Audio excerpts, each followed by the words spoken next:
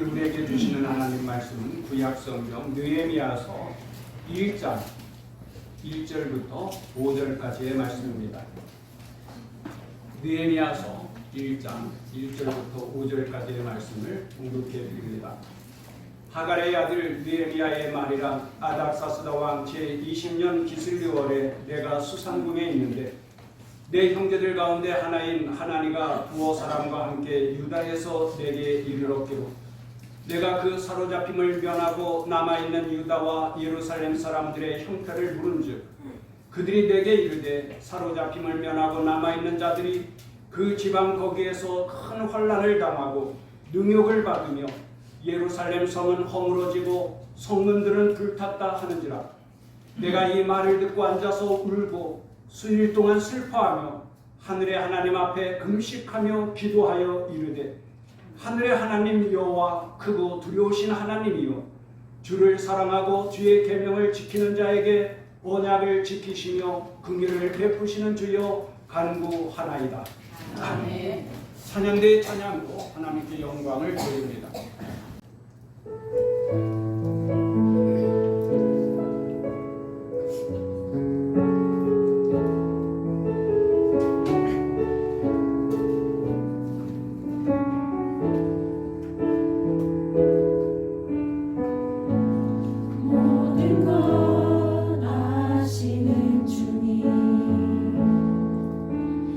내 맘에 연약한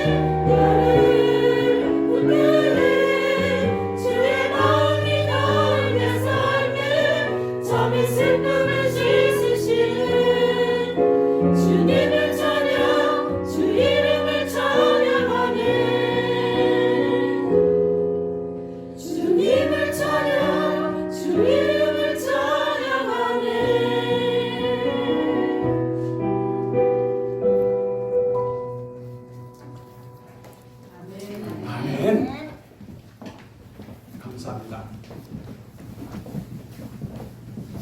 북한의 김정은이 현장 지도를 나가면서 전용비를 타고 현장 지도를 나갔어요. 전용기에서 아래를 내려다 보니까 인민들이 농장에서 고생하면서 일하는 모습을 보고 마음이 감동되어져 가지고는 수행원들에게 말합니다. 내가 1,000원짜리 10장을 떨어뜨리면 인민들 10명이 기뻐하겠지. 그랬더니 옆에 수첩에서 열심히 적고 있던 측근 중에 한 사람이 말합니다. 장군님, 100원짜리로 100개를 떨어뜨리면 100명의 인원이 기뻐할 겁니다. 그러자 그 옆에 있던 측근이 또 말합니다. 장군님, 아닙니다.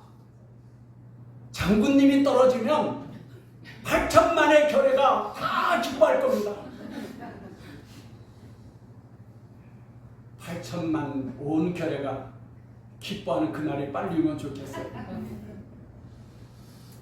내일 모레는 6.25 전쟁 발발한 지 74주년이 되는 날입니다.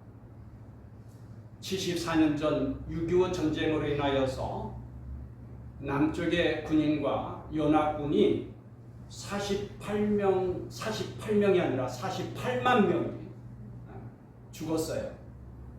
그리고 북한군과 중공군이 150만 명의 사상자가 났습니다. 민간인은 400만 명이 죽었어요. 그리고 10만 명의 고아와 그리고 1천만 명의 이산가족이 생기게 되었죠. 74년 전에는 북한이 탱크를 밀고 쳐들어와서 이 금수강산을 짓밟았습니다. 그런데 지금은 핵탄두가 50개가 만들어져 있다라고 보고가 돼요. 여러분들의 표정을 보니까 그까지 50개가 뭐 이렇게 대단하냐 그런 표정인 것 같은데, 세계 제2차 대전 때에 일본이 연전연승하면서 승승장구했죠. 그런데 그러한 일본이 핵폭탄 2개가 떨어지니까 일본 천황은 무조건 항복을 선언하였습니다. 그런데 그게 70여 년 전이에요. 지금은 핵폭탄이 그때와는 비교할 수 없이 더 무시무시합니다. 우리 남한이 최첨단의 무기를 자랑하지만 핵폭탄 한 개면 그 모든 것이 다 무력화되어질 수도 있어요. 지금 세계는 신냉전 시대를 맞이하면서 매우 복잡하고 그리고 불안정한 상태입니다. 더욱이 금년 말에는 미국의 대통령 선거가 있는데, 미국의 대통령 선거는 우리나라 안보와 직결되어져 있어요. 만일 트럼프가 대통령이 된다고 하면 우리나라 방위군 문제뿐만 아니라 주한미군을 철수하게 될 때를 생각하면서 대책을 세워 나가야 할 그러한 긴박한 시간들이죠. 이 비상한 때에 지난주 19일에는 러시아의 푸틴 대통령이 북한의 평양을 국빈 방문하여서 포괄적 전략 동반자 조약을 맺었어요. 우크라이나 전쟁을 일으킨 러시아의 푸틴 대통령은 북한의 재래식 무기를 구하여 쓰고 있는데 장기전에 대하여서 대비책을 세우는 것이겠죠. 그리고 북한은 유엔 안보리의 대북 제재를 받고 있었는데 이제는 오히려 러시아의 지원을 받으면서 대륙간 탄도미사일, 원자력 잠수함, 정찰위성 기술 등 최첨단의 무기를 개발할 수 있도록 기술을 요구할 수 있는 상황이 되었습니다. 이미 핵탄두를 50기나 갖추고 있는 북한이 이러한 최첨단의 무기를 갖추게 된다면 그야말로 남북 군사력의 균형 한순간에 깨지고 말겠죠.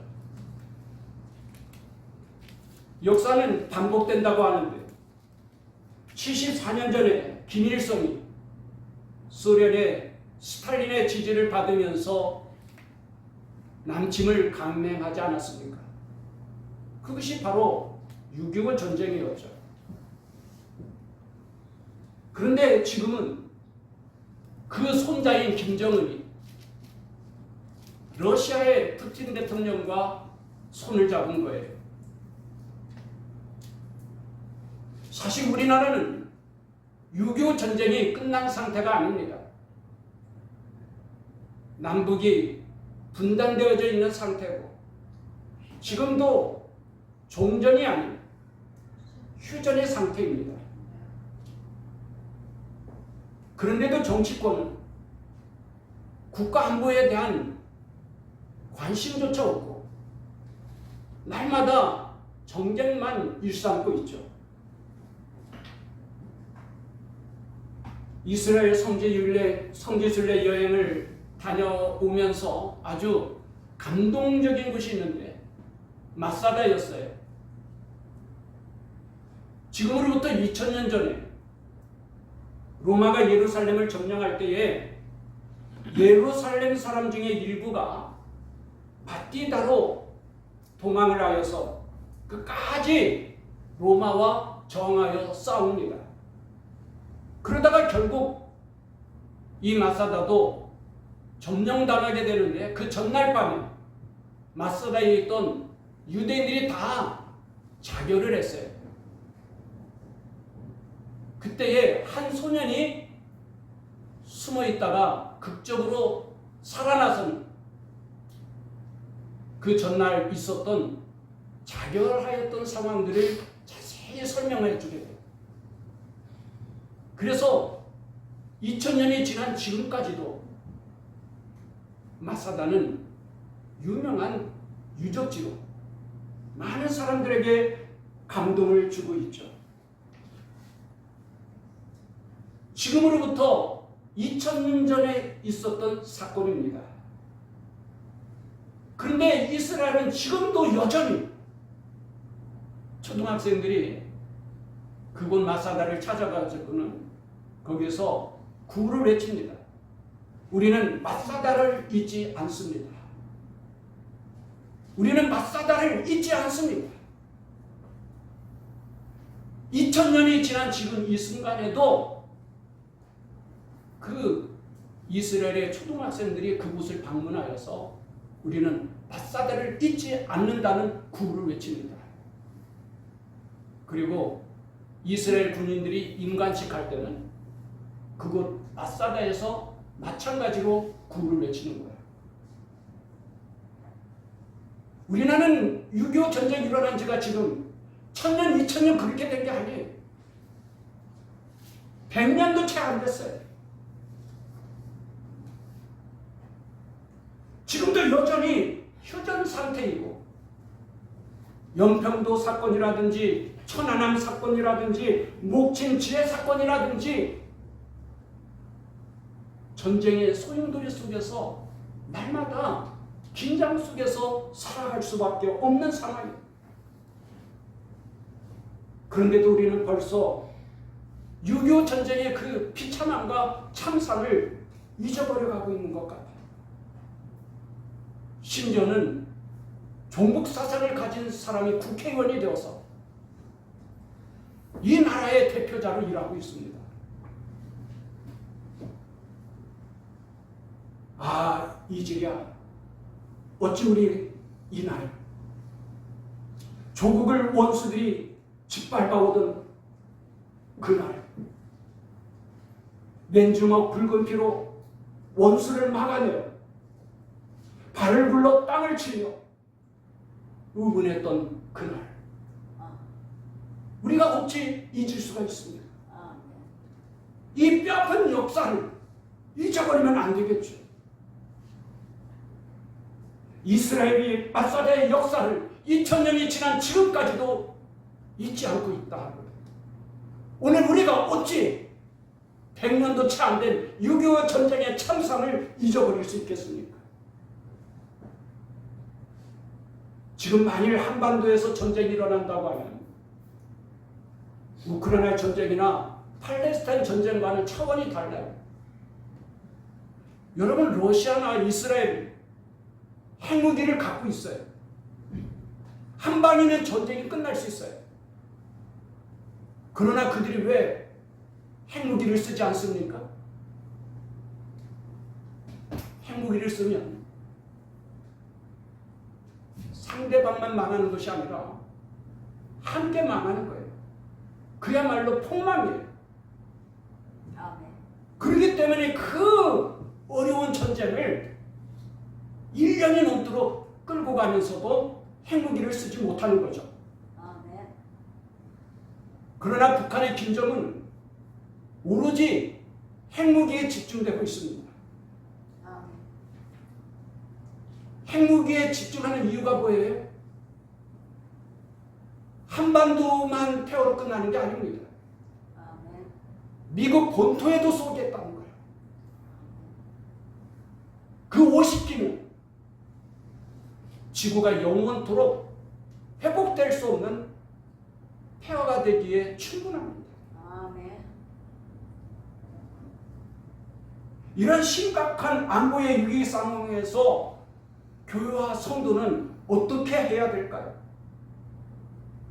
우리가 나라와 민족을 위하여 무엇을 해야 할까요? 유치원에서 선생님이 아이들에게 물었어요. 애들아, 집에서 너희들은 엄마를 어떻게 도와줄 수 있겠니? 그랬더니 아이들이 저요 하면서 손을 들어요. 그래서 선생님이 영희는 엄마를 어떻게 도와줄 건데? 예, 저는 엄마가 설거지할 때 설거지를 도와줄 거예요. 철수는 어떻게 도와줄 건데? 예, 저는 방 청소를 도와줄 거예요. 설거지를 돕는다, 방 청소를 돕는다, 막 애들이 그냥 시끌시끌한데 한 아이가 뒤에서 저요 소리를 질러요. 그래서 선생님이 그래, 삼룡이는 엄마를 어떻게 도와줄 건데? 애들이 아주 기대하면서 대답을 기대했죠. 근데 삼룡이 하는 말, 저는 아무것도 안 할 거예요.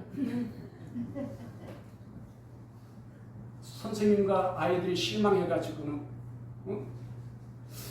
선생님 물었어요. 삼룡아, 너는 왜 아무것도 안 할 거니?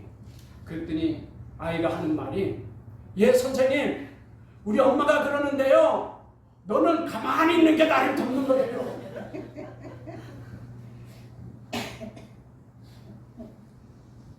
국제 정세가 이렇게 혼란스럽고 불안정하고 나라가 온통 이렇게 시끄럽고 위기 가운데 빠졌는데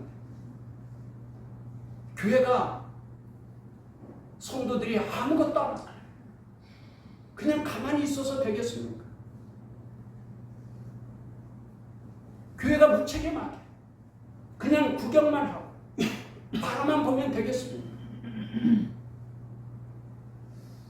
로베르 장군이라고 하는 영화가 있는데 그 영화에 보면 나치스에 저항하던 레지스탕트 저항운동가들이 감옥에 갇혀서 처형당하게 되는 그런 장면이 나와요. 그런데 이 레지스탕트 중에 한 사람이 발악을 하면서 외칩니다. 나는 아무것도 하지 않았단 말이에요. 나는 아무것도 하지 않았는데 왜 내가 처형을 당해야 됩니까? 하면서 발악을 하자. 그 옆에 있던 레지탕스 한 사람이 이야기를 합니다. 당신이 아무것도 하지 않았다는 그 자체가 당신은 죽어도 마땅합니다.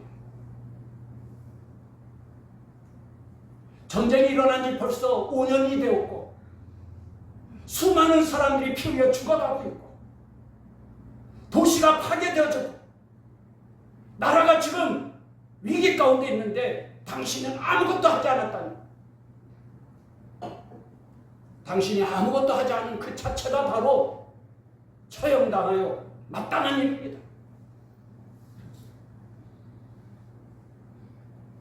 여러분, 꼭 사람을 죽이고 강도질을 하고 나쁜 짓을 해야만 악한 사람인가요?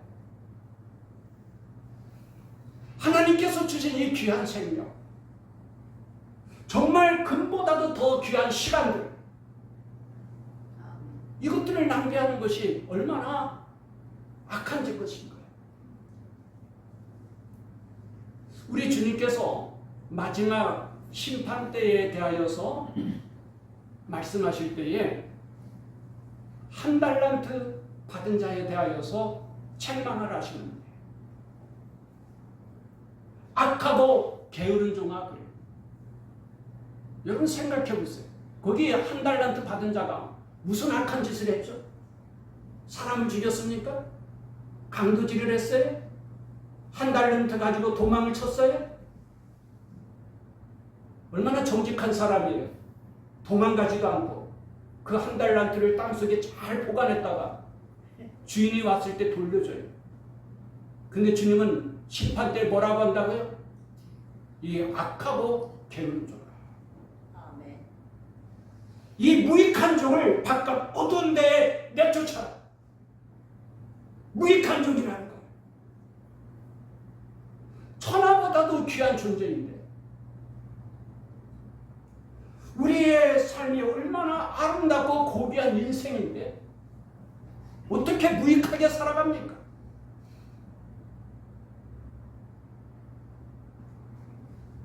특히 우리 믿는 성도들은 나라와 민족을 사랑해요.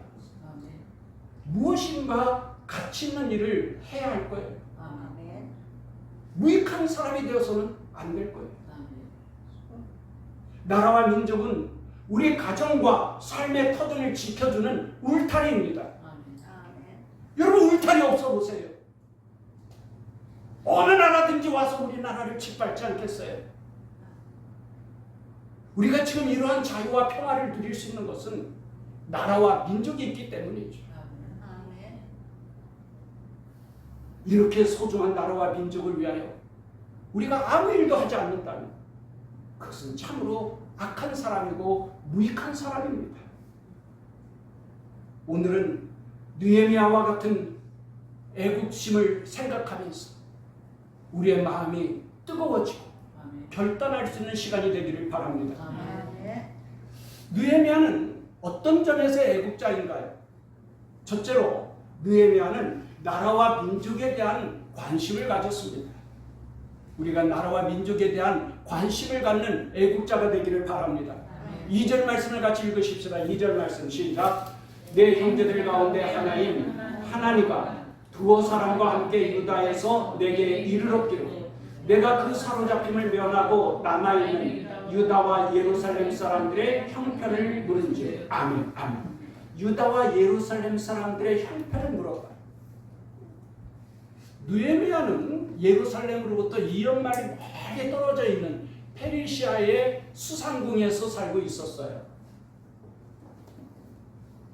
하지만 그의 마음은 언제나 자기의 조국 유다와 예루살렘에 있었죠. 여러분, 사랑하면 가장 먼저 나타나는 현상은 바로 관심입니다. 여러분 사랑해 보셨어요? 사랑하면 그 사람이 입은 옷에 대하여서도 관심이 있고요. 그 사람이 좋아하는 음식에 대해서도 관심이 있고 그 사람이 좋아하는 취미생활에 대해서도 관심을 갖게 되죠. 사랑은 관심인 거예요. 나라와 민족을 사랑하면 나라와 민족에 대한 관심을 갖게 돼요.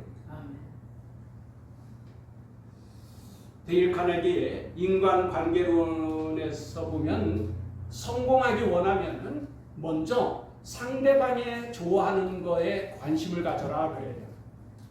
상대방이 무엇을 좋아하는지 거기에 관심을 갖고 이야기하라는 거예요. 그러면서 한 그 편지를 소개하는데 유럽에서 열리는 보이스카우트 잼보리 행사를 준비하는 사람이었어요. 근데 그 소년단원 중에 대표 하나가 그 유럽에서 열리는 잼보리 행사에 참여할 경비를 준비하지 못하는 거예요. 그래서 이 사람이 미국에서 제일 큰 부자에게 후원을 좀 부탁하기 위하여서 찾아갔던 내용의 편지였어요. 이 사람이 미국에서 제일 가는 부자를 만나서 좀 후원을 부탁해야 되겠는데 마침 그 사장이 사무실에 100만 불 수표 결제한 그 수표를 액자에다가 담아가지고 보관을 하고 있다는 사실을 듣게 되었어요. 그래서 이 사람이 사장을 만나자마자 사장에게 부탁을 합니다. 사장님은 100만 불짜리 수표를 발행해서 결제한 적이 있다고요? 우리나라에 100만 불 수표를 발행해서 결제한 사람이 있다는 것이 믿어지지가 않아요. 한번 저에게 좀 보여주세요. 그러면 내가 보이스카 대원들에게 우리나라에 이렇게 100만 불짜리 수표를 발행해서 결제한 사람이 있다는 것을 자랑하고 내가 직접 눈으로 보았다고 이야기해주고 싶어요. 그러니까 이 사장이 그렇잖아도 그것들 자랑하고 싶었는데 막 너무 신이 나가지고는 액자를 보여주는 거예요. 바로 이거라고. 그러자 그 사람이 또 말을 합니다. 아니 사장님, 근데 어떻게 100만 불짜리 수표를 발행을 했어요? 그 경위가 뭔지 좀 말씀해 주세요. 그러니까 이 사장이 막 신이 나가지고 내가 몇 년도에 말이야 왜 사업이 이래서 100만 불짜리 수표를 발행을 했고 이거 뭐 내가 어떻게 결제를 했다고 하면서 이야기를 하는 거예요. 그때까지 그 사람 후원에 대한 후자도 꺼내지 않아. 오직 사장이 자랑스럽게 여기는 100만 불짜리 수표에 대해서만 이야기를 하는 거예요. 다 끝난 다음에 오히려 사장님이 묻더래요. 아니 그런데 당신의 용건이 뭐요? 왜 나를 만나려고 하는 거예요? 그래서 이 사람이 사실은 보이스카우트 대원 중에 이름을 잃은 사람이 있어서 좀 사장님께 후원을 부탁하러 왔습니다. 그랬더니 이 사장님이 그 아이뿐만 아니라 자기를 포함해서 5명의 후원금을 지불해 줬다는 거예요. 그리고는 10일 동안 유럽 여행을 다니고 그렇게 또 경비도 후원해 주고 그리고 유럽에 있는 지사장들에게 이 보이스카우트를 좀 잘 협력해서 도와주라고 소개장까지 써서 보내줬다. 대단한 성공의 원리인 것 같은데 그러나 사실 2000년 전에 우리 주님께서 벌써 다 가르쳐 주신 원리예요. 우리 주님께서 기도에 대하여서 우리에게 가르쳐 주실 때에 뭐라고 말합니까? 너희가 원하는 무엇을 먹을까, 무엇을 입을까, 무엇을 마실까 그거 구하지 말고 하나님이 기뻐하시고 하나님이 관심을 갖고 있는 하나님의 나라와 하나님의 의를 구하라. 그리하면 이 모든 것을 너희에게 더하여 주시리라. 할렐루야. 할렐루야. 와, 2000년 전에 우리 주님은 성공의 비결이 뭐예요? 기도의 응답 비결이 뭐예요? 하나님이 기뻐하시는 거예요. 하나님께 관심을 들어요. 여러분 그렇습니다. 인간관계에 있어서 그 사람에게 내가 호감을 받으려고 한다고 하면은 그 사람이 무엇을 좋아하는지를 알아야 돼요. 음악을 좋아하면 음악 이야기, 미술을 좋아하면 미술 이야기, 스포츠를 좋아하면 스포츠 이야기, 꽃을 좋아하면 꽃을 좋아하는 이야기. 그러면 그 사람의 마음을 내가 얻을 수 있는 거죠. 그는 이렇게 가르쳐 줍니다. 당신이 만일 자동차를 판매하는 세일즈맨이면 고객의 트렁크를 열어보십시오. 그러면 그 고객의 관심이 무엇인지를 알 수 있습니다.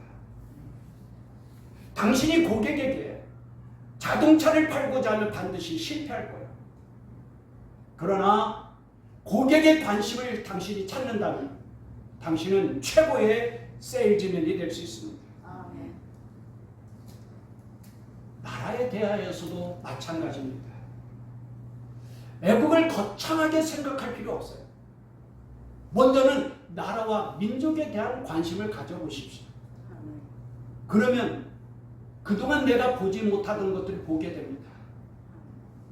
우리나라가 얼마나 살기 좋은 나라인지, 우리나라의 이 자연이 얼마나 아름다운지, 이 나라와 이 민족이 얼마나 소중한지, 그러면서 우리 마음 가운데 나라를 사랑하는 뜨거운 애국심이 불타오르게 될 것입니다. 둘째로 느헤미야는 어떤 면에서 애국자인가? 조국을 위하여 슬퍼합니다. 나라와 민족을 위하여 하나님 앞에 기도합니다.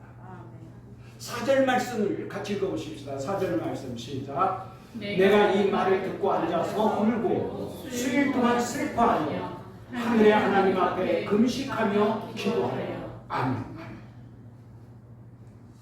느헤미야는 당시 왕의 신임을 받고 오늘날로 따지면 대통령의 비서실장이라고 하는 높은 직에 있었어요. 얼마든지 페르시아의 수상궁에서 부귀 영화를 누리며 평안하게 살 수 있었죠. 그러나 그가 예루살렘의 거민들이 환난을 당하고 능욕을 당하고 예루살렘 성은 무너진 채로 방치되어져 있고 성문은 불타서 없다라고 하는 소식을 듣자 그는 앉아서 수일 동안 슬퍼하며 울었다는 거예요. 여러분, 오늘 우리도 북한에서 올라간 사람들도 북한의 소식을 듣고 있지 않습니까? 북한에 살고 있는 내 동포들이 얼마나 큰 아픔과 고통을 당하고 있는지, 그들은 우리와 혈육이 같은 언어를 쓰는 동포인데 그 김정은의 독재 정권의 탄압을 받으면서 얼마나 고통당하며 탄식하고 낙심에 빠졌는지, 우리가 그런 소식을 들으면서 아무런 감각도 없다는, 그들과 함께 아파하며 울지 못하고 있다는, 우리는 너무나도 양심이 묻은 사람인 거예요.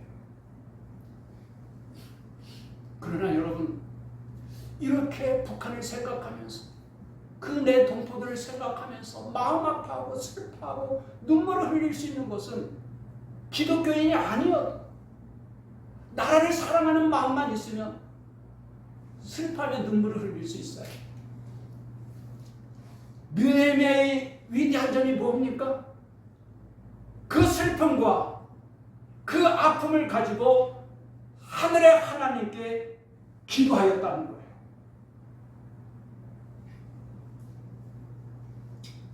여러분, 우리가 나라와 민족을 위하여서 할 수 있는 가장 위대한 일이 무엇일까요?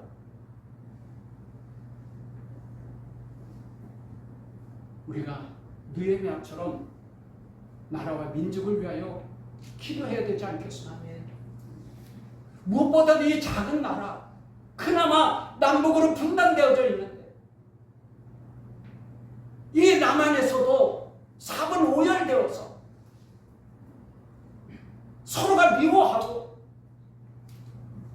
적처럼 여기면서 상대 진영에 대하여서 비난을 하고 비판을 하는, 우리조차도 거기에 끼어서 상대 진영에 대하여서 비난하고 비판을 하고, 그게 정말 애국일까요? 그게 정말 나라를 사랑하는 길일까요? 교회가 세상 사람들과 다른 점이 뭐예요? 진보 보수가 어디 있어요? 다 내 형제인데, 우리가 다 마음에 끌어안아야 될 양쪽 진영들인데, 교회는 적어도 이 나라의 모든 문제에 대하여서 가슴에 품고 느헤미야처럼 하늘의 하나님께 구해야 되지 않겠어요? 그게 성도가 걸어가야 될 길이고 교회가 걸어가야 될 길이죠. 교회 안에서조차도 정치 이야기하면서 서로가 비난하고 헐뜯고 싸우고,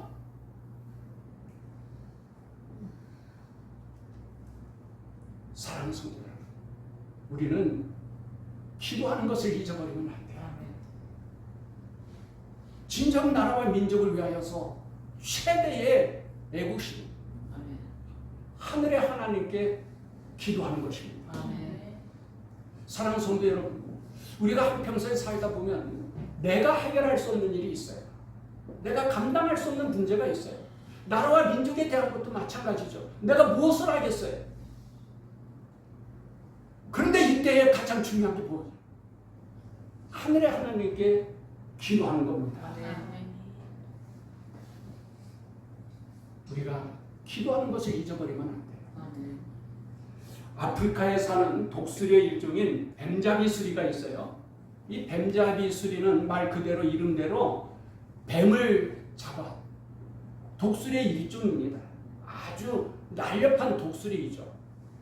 그런데 이 독수리가 뱀잡이 수리가 그 알세게 그 뱀을 비롯하여서 짐승을 잡아서 먹다가 사자나 표범이 나타나면은 그냥 잡혀 먹는다는 거예요.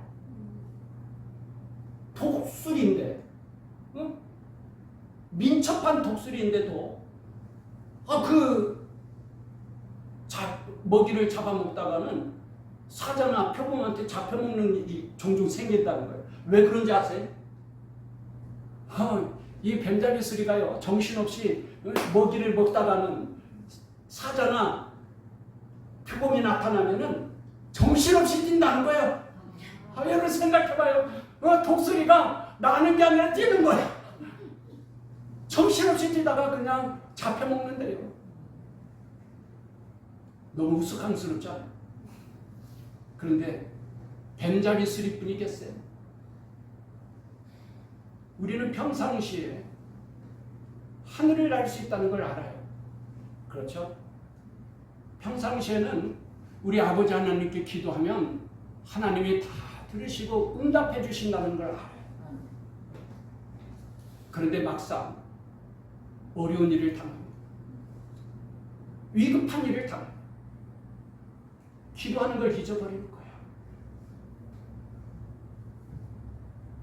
하나님께 기도하는 것을 잊어버려서 그냥 슬퍼하고 염려하고 두려워하고 그냥 힘없이 파멸에 빠지고 마는 거예요. 하나님의 자녀들은 구할 권세가 있는데 구하지를 못하고 왜 이렇게 염려에 사로잡히게 되고 불안과 두려움에 사로잡히게 되고 실망하고 낙심하면서 좌절에 빠지게 됩니까? 기도하는 걸 잊어버리는 거예요. 사랑하는 성도 여러분, 어려운 일을 당할 때, 위급한 일을 당할 때에 기도하는 것 잊어버리지 마시기를 바랍니다. 오늘 집을 나서주죠. 기도했나요? 오늘 받을 은총 위해 기도했나요? 기도는 우리의 안식 빛으로 인도하리. 앞이 캄캄할 때 잊지 마세요. 우리가 살다 보면 앞이 캄캄할 때가 있어. 내가 해결할 수 없는 어려운 문제를 당할 수 있고 위급한 일을 당할 수 있어요. 그러나 그때에도 기도만 잊지 않는다면 하나님께서 독수리같이 하늘을 날 수 있는 힘을 주시는 것을 믿습니다. 다른 박질하여도 곤비치 아니하고 걸어가도 피곤치 아니하고 새 힘과 능력을 하늘의 아버지께서 주실 것을 믿습니다. 사랑하는 성도 여러분, 어려운 일을 당할 때, 위급한 일을 당할 때 주님의 날개 아래 피하십시오. 힘들고 지쳤을 때에 하늘의 위로와 평화를 구하십시오. 아무리 절망적인 상황이라 할지라도 기도 잊어버리지 않으면 하나님께서 기도에 응답하여 주십니다. 그 모든 어려운 문제를 해결할 수 있는 지혜와 능력을 주시고 그 모든 것이 합력하여 선을 이룰 수 있도록 하나님께서 도와주시고 역사하여 주시는 것을 믿습니다. 우리 모두가 느헤미야처럼 나라와 민족을 위해 관심을 가지십시오. 우리 모두가 느헤미야처럼 나라와 민족을 위해 기도합시다.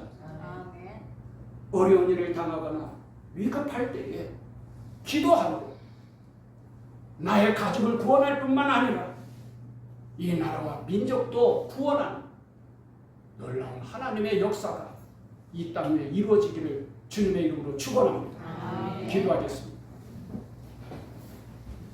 하나님 아버지, 74년 전에 이 나라가 얼마나 위태위태하였는지, 그 6.25 전쟁의 참사는 얼마나 극심하였는지요. 그러나 하나님께서 이 나라, 이 민족을 긍휼히 여겨 주시고 오늘의 자유와 평화와 번영을 이루게 하여 주심을 감사합니다. 그러나 지금 이 순간에도 북녘 땅에 있는 나의 동포들이 얼마나 고통 가운데 탄식하며 비참하게 살아가고 있는지, 아버지요, 이스라엘 민족이 탄식하여 울부짖을 때에 그들의 기도를 들으시고 그들을 해방시켜 주셨듯이 우리의 간구하는 소리를 들으시고 북녘 땅에 살고 있는 내 동족들도 구원하여 주옵소서. 이 땅에 진정한 하나님의 정의와 하나님의 평화가, 자유가 이루어지게 하여 주옵시고 이제는 열방을 향하여 제사장 역할을 감당할 수 있는 자랑스러운 대한민국이 되게 하여 주옵소서. 예수님의 이름으로 기도합니다. 아멘. 우리 일어나서 파송의 노래 후렴 부분 함께 부르겠습니다.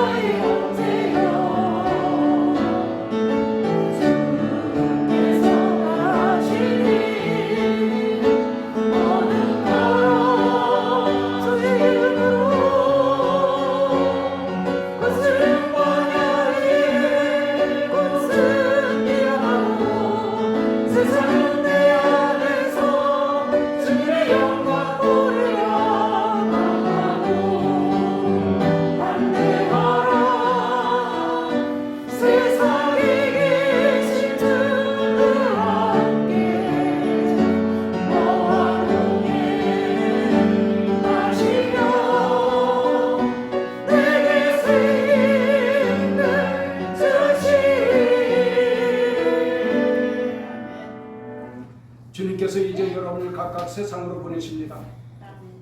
보냄받은 가정에서, 또 직장에서, 그리고 지역에서 그리스도의 제자로 전도하며 선교사의 삶을 사십시오. 주님께서 여러분과 항상 함께 하십니다. 여러분은 세상의 빛이요 소금입니다. 아멘. 지금은 우리를 구원하신 예수 그리스도의 은혜와 하나님 아버지의 크신 사랑과 성령님의 교통하시며 충만하시니 아멘. 나라와 민족을 사랑함으로 관심을 갖고 아멘. 나라와 민족을 위하여 기도할 것을 결단하고 돌아가는 주의 자녀들 가운데 아멘. 영원토록 함께 하시기를 축원하옵나이다. 아멘.